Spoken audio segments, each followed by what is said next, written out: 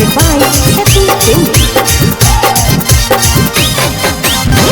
कौची तू कैनी हजे चलो हो कि भागल रे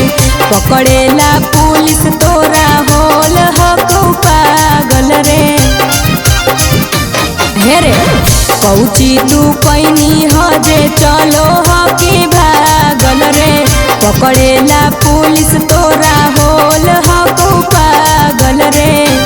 कौची कैनी घटना घर में पुलिस छापा तोर मारा लगलौ 302 के धारा खोजले चलो हो 112 लगलौ 302 के धारा खोजले चलो हो 112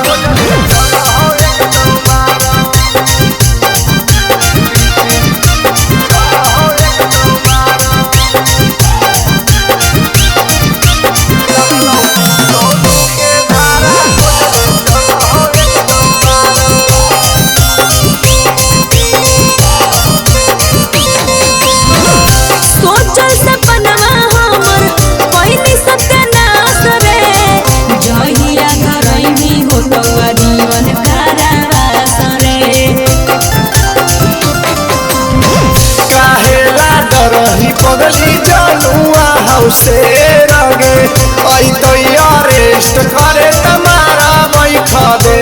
रगे सुन हो जो सरेंडर ना ता पुलिस तोड़ दे तो तोर धारा लगलौ 302 के धारा खोजले चलो हो 112 लगलौ 302 के धारा खोजले चलो हो 112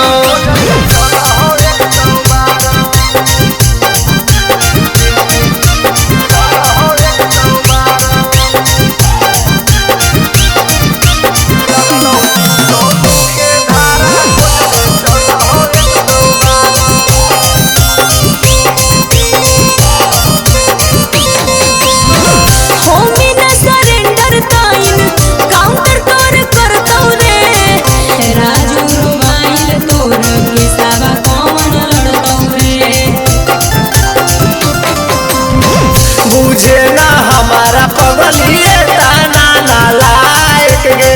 जज ह कैया रवा हमार पापा जी विधायक गे उसमें आज हो राजा धानी काहे सोना कल हो पारा लगलौ 302 के धारा